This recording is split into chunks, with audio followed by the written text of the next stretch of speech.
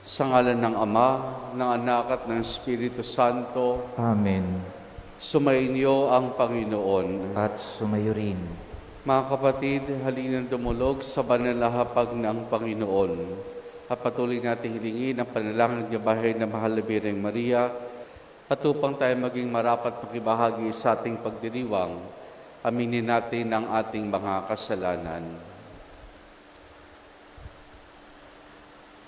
Inaamin ko sa makapangyarihang Diyos at sa inyo mga kapatid, na lubha akong nagkasala sa isip, sa salita at sa gawa, at sa aking pagkukulang.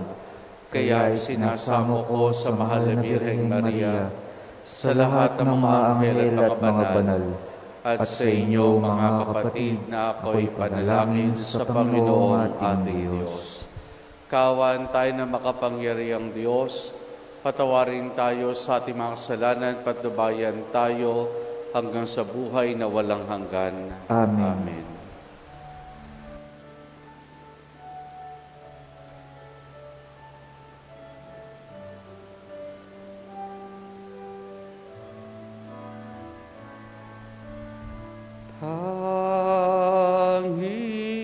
Panginoon, kawan mo kami.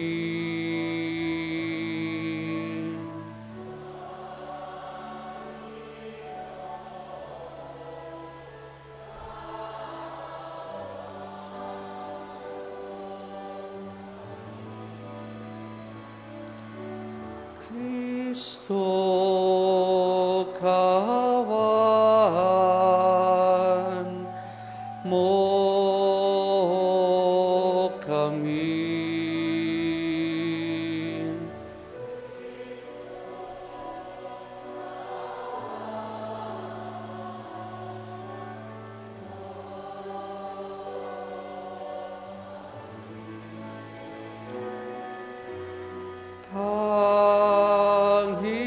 Panginoon, kawan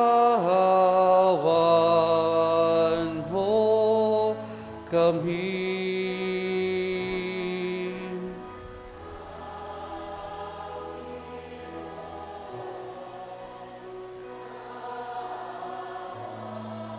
Kawan mo kami. Manalangin tayo. Ama naming makapangyarihan, ipagkulo mong kami makasamba sa iyo na may loobing taimtim na totoo. At kami rin naway magmahal sa aming kapwa-tao na may damdaming ibinubunsod na iyong Espiritu sa pamamagitan ni Jesus, kasama ng Espiritu Santo, magpa sa walang hanggan. Amen.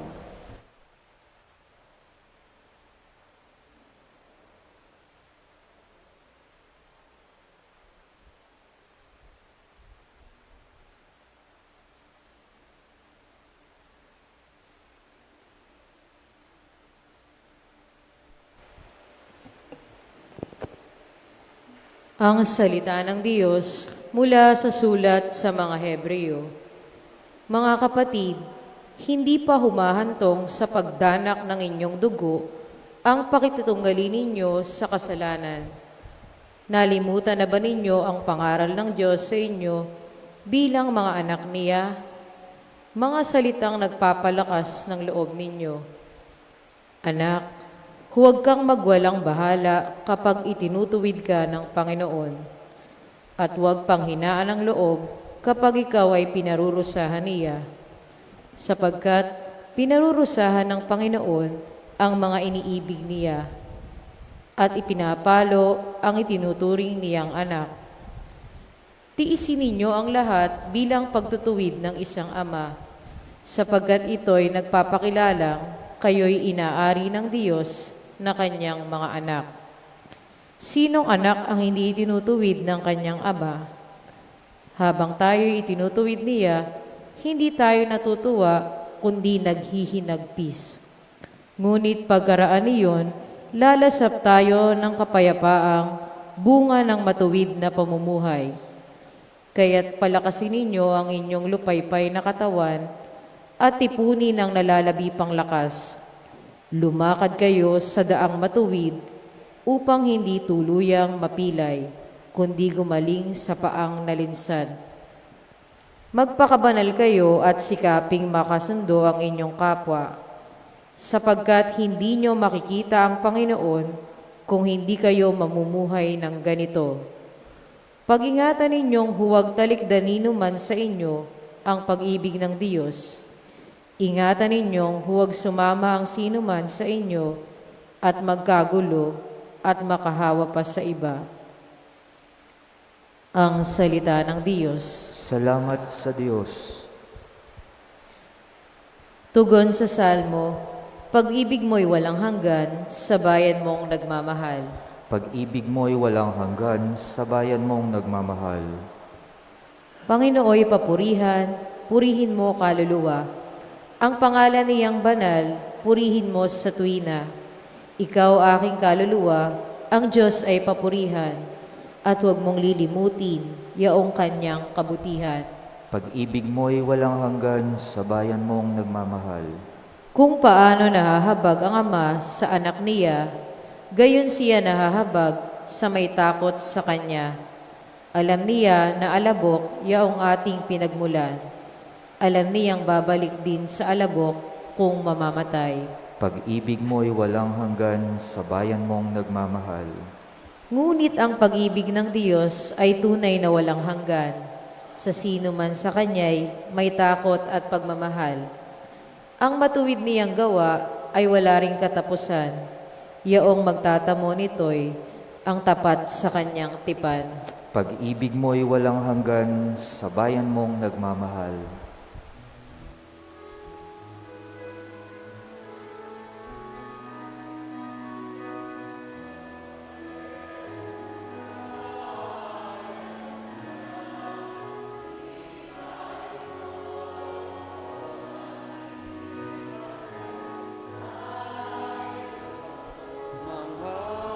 Salita, Alleluia, Alleluia, Alleluia.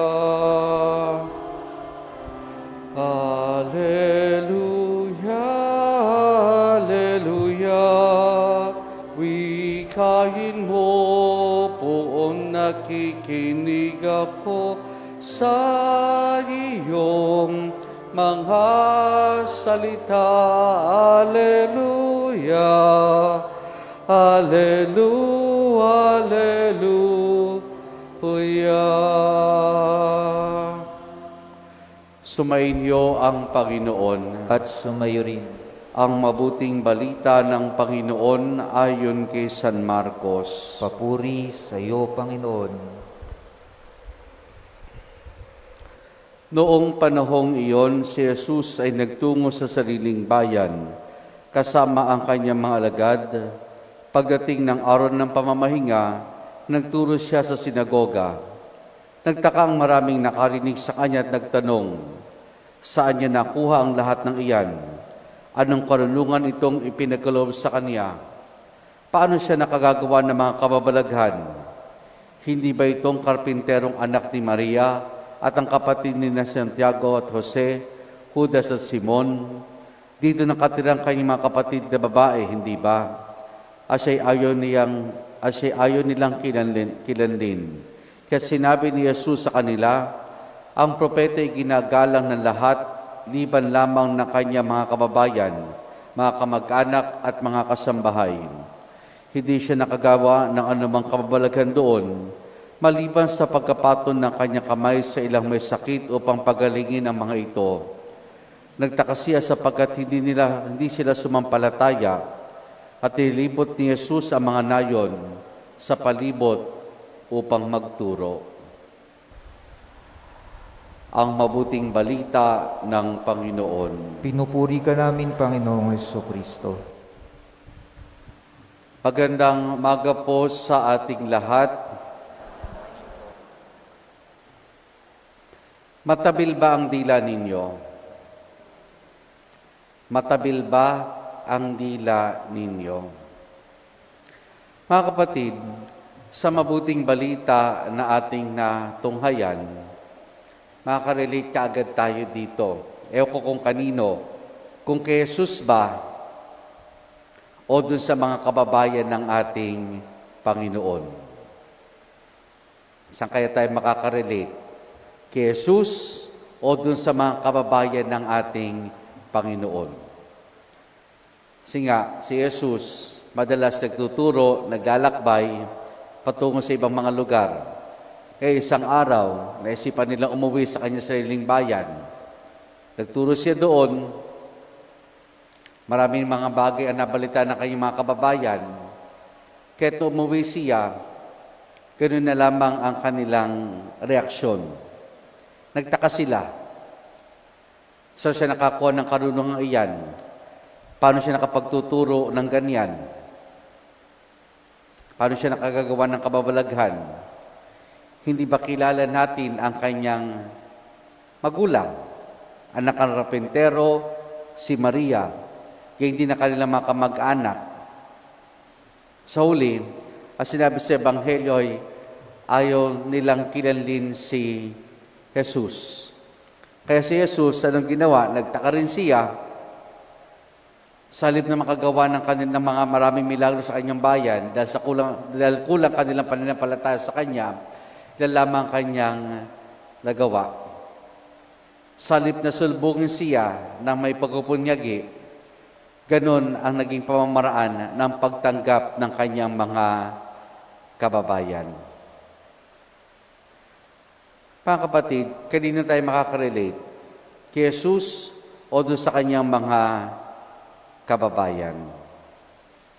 Sa malaking tukso para sa atin parati na maging katulad tayo ng mga kababayan ng ating Panginoon.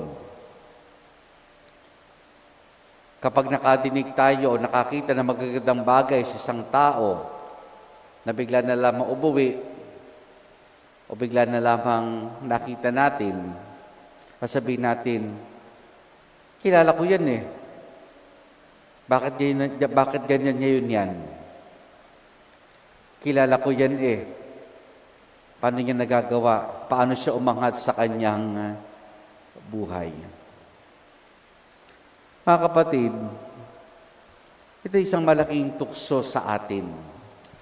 Yung maging mapanghusga sa ating kapwa.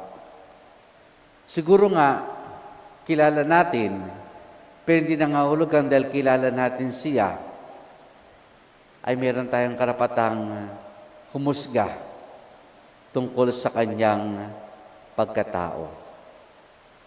Maring kilala natin siya nung bata, kilala natin na kanyang mga magulang, pero di natin alam kung ano yung kanyang mga karanasan at pinagdaanan upang makamit niya marahil ang kanyang tagumpay na tinatamasa sa kanyang buhay.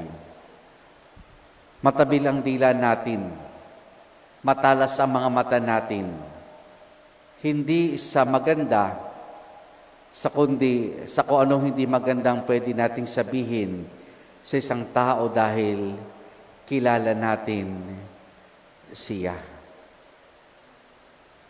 Kung sakali mang may ganyan, di ba dapat ang maging reaksyon natin ay ma-inspire tayo. Ma-inspire tayo sa kanya na, kilala ko siya, magkakalaro kami. Nakaangat siya, naging matagumpay siya.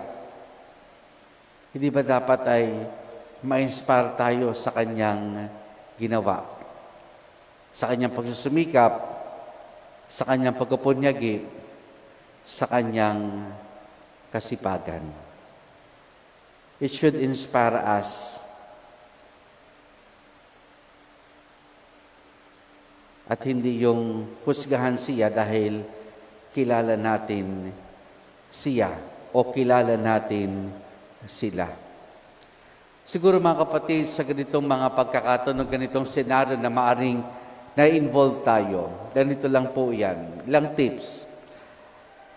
Manahimik tayo kung wala tayong maganda o mabuting sasabihin sa isang tao.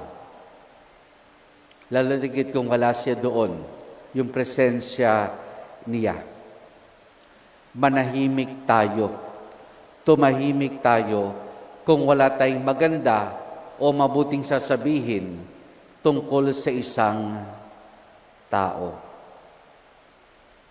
Ngayon, kung sakali man pong nagkatipon-tipon, kasama sa bahay, magkakaibigan, magkakabarkada, mga kasama sa trabaho, at nagsimulang nagkaroon ng pagkakataon na magsalita tungkol sa isang tao na wala naman doon, pagsumikapan natin na huwag ma-involve. Wala naman yung tao. Paano niya i-defend ang kanyang sarili? Tumahimik, kung wala mabuti at magandang sasabihin, huwag sumama o sumali sa ganoong mga usapan. Madali ho ba yun? Madali ho ba yun? Hindi. Kasi nga, kating-kati ang ating mga dila. Kasi nga, meron tayong pagkakakilala sa Kanya o kilala natin yung taong iyon. Gayun din, kapag kaganon, pagsumikapan siguro natin na ibaling usapan, hindi sa ibang tao, kundi sa ibang topic. Kasi baka mamaya may pinag-uusapan ibang tao, tapos para hindi matuloy iyon, sa ibang tao naman natin ibabaling. Ibalik natin yung usapan sa ibang bagay. Maaaring sa trabaho, sa karanasan, kawawa kasi yung tao. Kilala natin ang taong iyan. Maring ang kilala natin. Kung naging maayos ba na kanyang buhay, ma-inspire tayo. Nagawa niya iyon, siguro kaya ko ring gawin.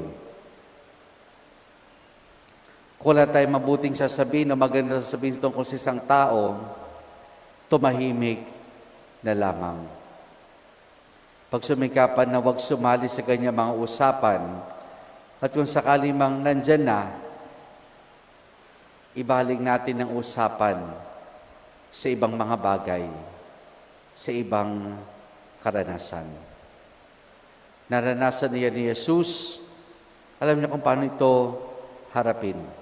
At iyan ang paalala sa atin ng ating Panginoon. Amen.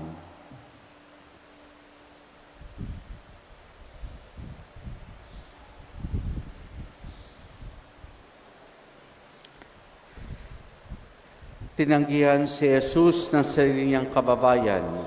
May pananalig nating tanggapin siya bilang ating Panginoon at tagapagligtas, ating itutugon, Diyos ng karunungan at lakas, basbasan mo kami. Diyos ng karunungan at lakas, basbasan mo kami. Ang mga namumuno sa simbahan, naway ipahayag ang salita ng Diyos nang may katapangan at isabuhay ito ng may pananalig. Manalangin tayo sa Panginoon. Diyos ng karunungan at lakas, basbasan mo kami. Ang lahat ng mga Kristiyano, naway maging maalab sa pagpapahayag ng salita ng Diyos sa mundong hindi naniniwala sa Kanya. Manalangin tayo sa Panginoon. Diyos ng karunungan at lakas, basbasan mo kami. Ang mga misyonero, naway magkaroon ng tiyaga at hindi manghina ang kalooban sa paghahasik ng mensahe ng Diyos sa mga pook na hindi pa bukas sa pagtanggap dito. Manalangin tayo sa Panginoon. Diyos ng karunungan at lakas, basbasan mo kami. Ang mga may sakit at yaong mga nabibigatan sa buhay, naway makita ang pag-ibig at pagkalinga ng Diyos sa pamamagitan ng malasakit ng kanilang mga kapamilya. Manalangin tayo sa Panginoon. Diyos ng karunungan at lakas, basbasan mo kami. Ang mga yumao, naway magtamasa ng walang hanggang kapayapaan. Manalangin tayo sa Panginoon. Diyos ng karunungan at lakas, basbasan mo kami. Ama, buksan mo ang aming mga puso sa iyong salita Patawarin mo kami sa mga pagkakataong tinanggihan naming makinig sa iyong katotohanan. Hinihiling namin ito sa pamamagitan ni Jesus na aming Panginoon. Amen. Pag-aalay.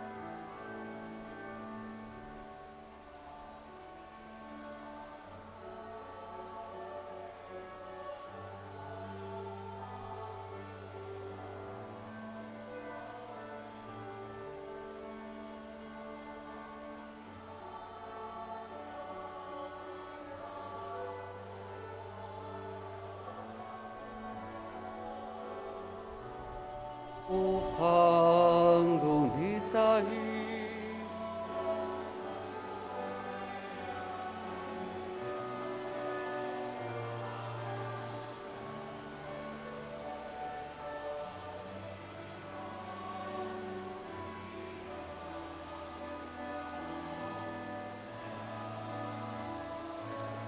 bayanhan. Manalangin kayo mga kapatid upang ang paghahain natin ay kalugdan ng Diyos amang makapangyarihan. Tanggapin nawa ng Panginoon itong paghahain sa iyong mga kamay, sa kapurihan niya at karangalan, sa ating kapakinabangan at sa buong sambayanan niyang banal. Ama naming lumikha, ang mga alay na ngayon aming inihanda sa pagna ito ng iyong dambana ay yung tanggapin at gawaran ng pagkapala upang mapagsaluhan namin ang kaligtasan mong ginawa sa pamamagitan ni Jesus kasama ng Espiritu Santo magpasawalang hanggan. Amen. Sumainyo ang Panginoon. At sumayo rin. Taas sa Diyos sa inyong puso at diwa. Itinaas na namin sa Panginoon. Pasalamatan natin ang Panginoong ating Diyos. Marapat na siya'y pasalamatan. Ama naming makapangyarihan, tunay nga marapat na ikaw ay aming pasalamatan. Nasa iyong aming buhay, pagkilos at pag-iral. Sa pamumuhay namin araw-araw, tinatamasa namin iyong pagmamahal. Sa pag-imimimpi nila sa sangkatauhan, ang Espiritu Santo ay unang aning bigay na anak mo nang lagak sa amin, nang katiyakan na kalang mabuhay kami sa piling mo kailanman. Kaya kaisa ng mga anghel, nagsisiawit ng papuri sa ng walang humpay sa kalangitan, kami nagbubunyi sa iyong kadakilaan.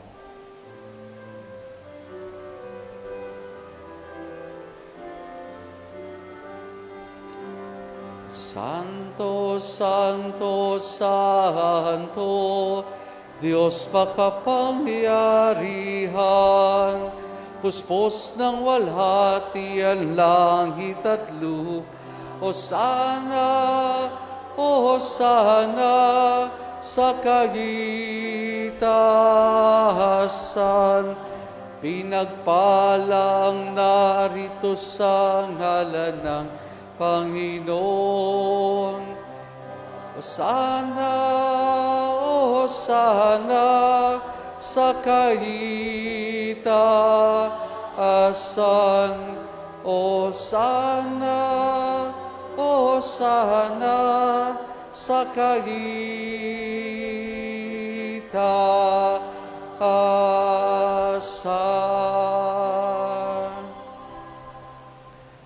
Ama naming banal, ikaw ang bukal ng tanang kabanalan. Kaya't sa pamamagitan ng iyong Espiritu, gawin mong banal ang mga kaloob na ito upang para sa amin, maging katawan at dugo ng aming Panginoong Hesukristo. Bago niya pinagtiis ang kusang loob na maging handog, hinawakan niya ang tinapay, pinasalamatan kaniya, pinaghati-hati na yon. Iniabot sa kanyang maalagad at sinabi, tanggapin ninyong lahat ito at kanin itong aking katawan na ihahandog para sa inyo.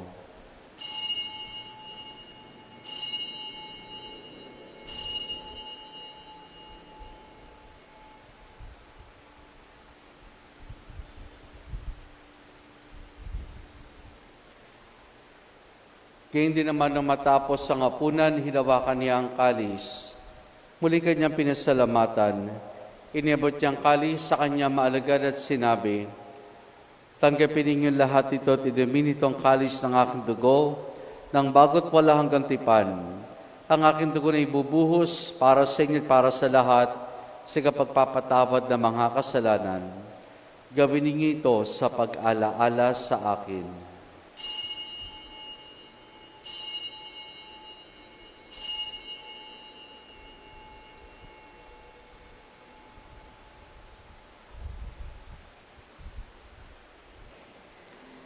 Ang misteryo ng ating pananampalataya.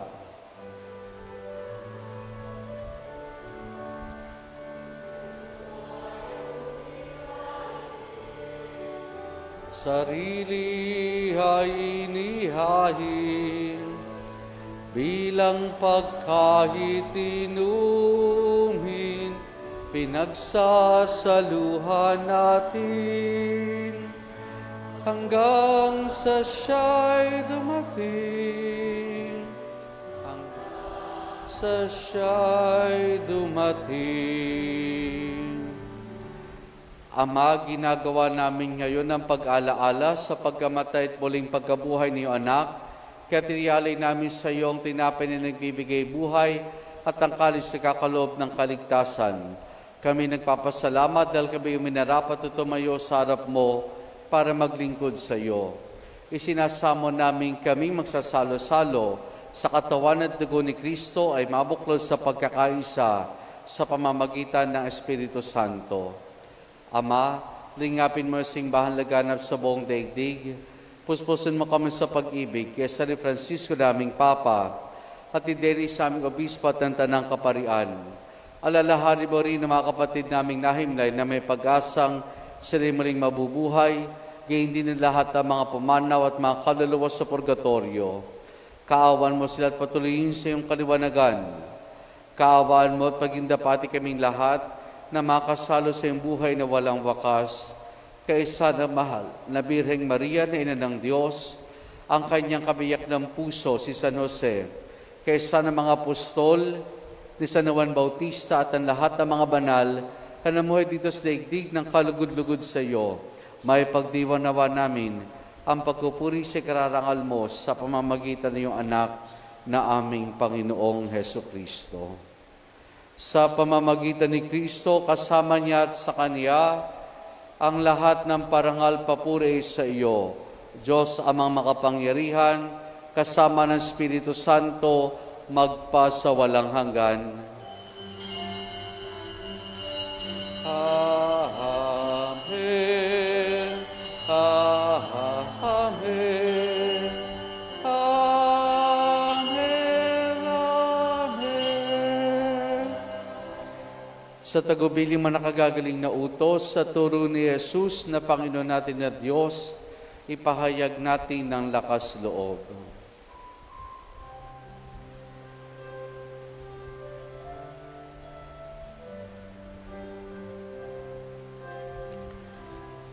Ama namin, sumasalangit ka, sambahin ang ngalan mo, mapasamin ang kaharian mo, sundin ang loob mo, dito sa lupa para nang sa langit. Bigyan mo kami ngayon ng aming kakanin sa araw-araw at patawarin mo kami sa aming magasala para ng pagpapatawad namin sa nagkakasala sa amin, at huwag mo kaming ipahintulot sa tukso, at iadya mo kami sa lahat ng masama.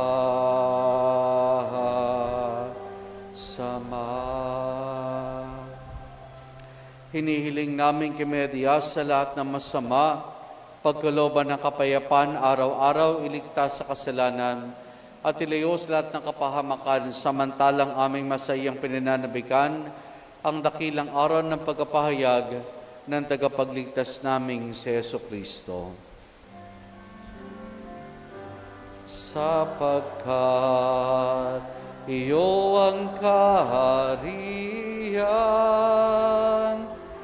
at ang kapangyarihan at ang kapurihan magpakailanman. Amen. Panginoong Jesucristo, sinabi mo sa mga apostol, kapayapaan ang iniwan ko sa inyong aking kapayapaan ay binibigay ko sa inyo. Tunghayan mo aming pananampalataya at huwag ang aming mga pagkakasala. Pagkalooban mo kami ng kapayapaan at pagkakaisa ayon sa iyong kalooban, kasama ng Espiritu Santo magpa sa walang hanggan. Amen. Ang kapayapaan ng Panginoon ay lagi nawang sumainyo. At sumayo rin. Mga kapatid, maghangad at magbahagi po tayo ng kapayapaan ni Jesus sa isa't isa. Peace be with Peace be you. with you po.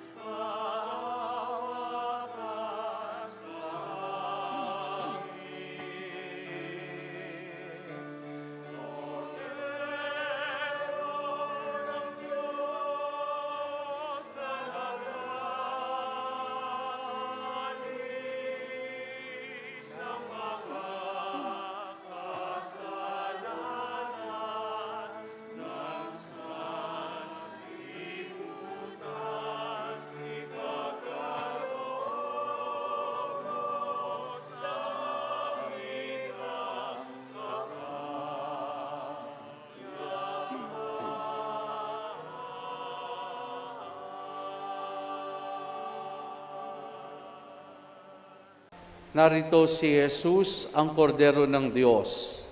Siya nag-aalis sa mga kasalanan ng sanlibutan.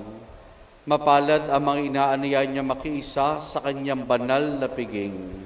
Panginoon, hindi ako karapat-dapat na magpatuloy sa iyo, ngunit sa isang salita mo lamang ay gagaling na ako.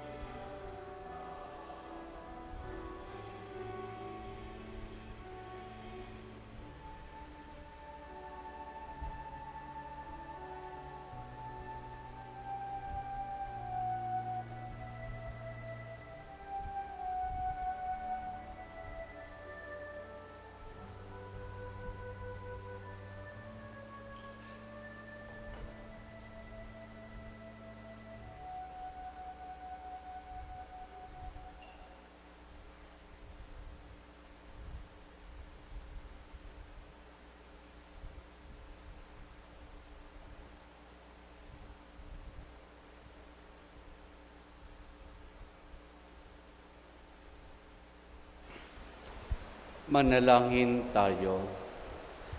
Ama naming mapagmahal, kaming nagsipakinabang sa piging ng aming kinamtang kaligtasan, ay umili na yung bigyang kaunlaran sa pananampalatayang wagas kailanman, sa tulong ng panubos ng iyong bigay sa pamamagitan ni Jesus, kasama ng Espiritu Santo, magpa sa walang hanggan. Amen. Sumainyo ang Panginoon At sumayo rin. at pagpalain tayong lahat ng mabutit mapagmahal na Diyos Ama, Anak at Espiritu Santo. Amen. Naialay na natin ang pagdiriwan ng banal na misa. Humayo tayo, taglay ang kapayapaan at pag-ibig ng Panginoon. Salamat sa Diyos. Purihin po natin ang ating Panginoon. Magandang umaga po sa ating lahat. Matabil ba ang dila ninyo? Matabil ba ang dila ninyo? Mga kapatid, sa mabuting balita na ating natunghayan, makakarelate kaagad tayo dito. Ewan ko kung kanino, kung kay Jesus ba o dun sa mga kababayan ng ating Panginoon. Saan kaya tayo makakarelate? Kay Jesus o dun sa mga kababayan ng ating Panginoon. Kasi nga, si Jesus madalas nagtuturo, naglalakbay, patungo sa ibang mga lugar. Kaya isang araw, naisipan nilang umuwi sa kanyang sariling bayan. Nagturo siya doon, maraming mga bagay ang nabalita ng kanyang mga kababayan. Kaya umuwi siya, ganoon na lamang ang kanilang reaksyon. Nagtaka sila. Saan siya nakakuha ng karunungan iyan? Paano siya nakapagtuturo ng ganyan? Paano siya nakagagawa ng kababalaghan? Hindi ba kilala natin ang kanyang magulang? Anak ng rapentero, si Maria, kaya hindi na kanilang mga kamag-anak. Sa huli, ang sinabi sa Ebanghelyo ay ayaw nilang kilalin si Jesus. Kaya si Jesus, anong ginawa? Nagtaka rin siya. Sa halip na makagawa ng kanilang mga maraming milagro sa kanyang bayan, dahil kulang kanilang pananampalataya sa kanya, ilan lamang kanyang nagawa.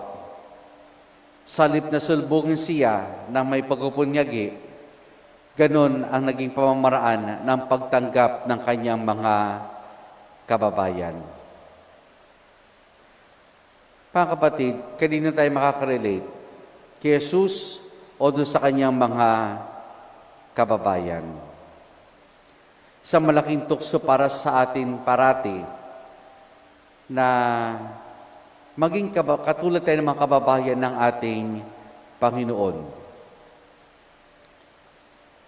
Kapag nakadinig tayo o nakakita ng magagandang bagay sa isang tao na bigla na lamang ubuwi, o bigla na lamang nakita natin, sasabihin natin, kilala ko yan eh.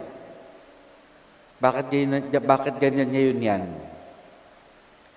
Kilala ko yan eh.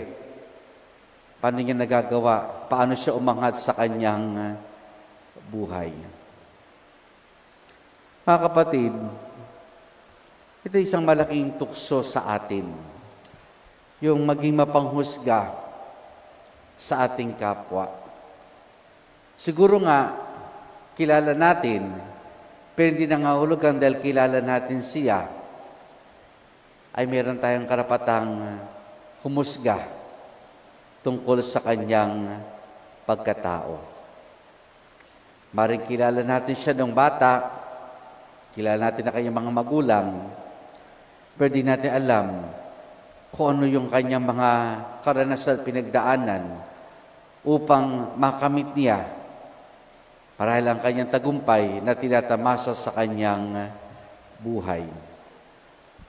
Matabil ang dila natin, matalas ang mga mata natin, hindi sa maganda, kundi sa kung anong hindi magandang pwede nating sabihin sa isang tao dahil kilala natin siya. Kung sakali mang may ganyan, di ba dapat ang maging reaksyon natin ay ma-inspire tayo. Ma-inspire tayo sa kanya na, kilala ko siya, magkakalaro kami. Nakaangat siya, naging matagumpay siya. Hindi ba dapat ay ma-inspire tayo sa kanyang ginawa?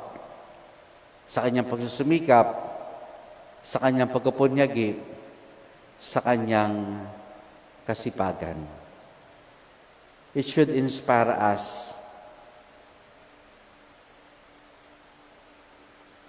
At hindi yung husgahan siya dahil kilala natin siya o kilala natin sila. Siguro mga kapatid, sa ganitong mga pagkakataon, ganitong senaryo na maaring na-involve tayo. Ganito lang po yan. Ilang tips. Manahimik tayo kung wala tayong maganda o mabuting sasabihin sa isang tao. Lalo digit kung wala siya doon, yung presensya niya. Manahimik tayo. Tumahimik tayo kung wala tayong maganda o mabuting sasabihin tungkol sa isang tao. Ngayon, kung sakali man pong nagkatipon-tipon, kasama sa bahay, magkakaibigan, magkakabarkada, mga kasama sa trabaho, at nagsimulang nagkaroon ng pagkakataon na magsalita tungkol sa isang tao na wala naman doon, pagsumikapan natin na huwag ma-involve. Wala naman yung tao. Paano niya i-defend ang kanyang sarili? Tumahimik, kung wala mabuti at magandang sasabihin, huwag sumama o sumali sa ganoong mga usapan. Madali ho ba yun? Madali ho ba yun? Hindi. Kasi nga, kating-kati ang ating mga dila. Kasi nga, meron tayong pagkakakilala sa Kanya o kilala natin yung taong iyon. Gayun din, kapag kaganon, pagsumikapan siguro natin na ibaling usapan, hindi sa ibang tao, kundi sa ibang topic. Kasi baka mamaya may pinag-uusapan ibang tao, tapos para hindi matuloy iyon, sa ibang tao naman natin ibabaling. Ibalik natin yung usapan sa ibang bagay. Maaaring sa trabaho, sa karanasan, kawawa kasi yung tao. Kilala natin ang taong iyan. Maaaring ang kilala natin. Kung naging maayos ba na kanyang buhay, ma-inspire tayo. Nagawa niya iyon, siguro kaya ko ring gawin. Kung wala tayong mabuting sasabihin o maganda sasabihin tungkol sa isang tao, tumahimik na lamang. Pagsumikapan na huwag sumali sa kanya mga usapan, at kung sakali mang nandyan na, ibalik natin ang usapan sa ibang mga bagay, sa ibang karanasan. Naranasan niya ni Jesus, alam niya kung paano ito harapin. At iyon ang paalala sa atin ng ating Panginoon. Amen.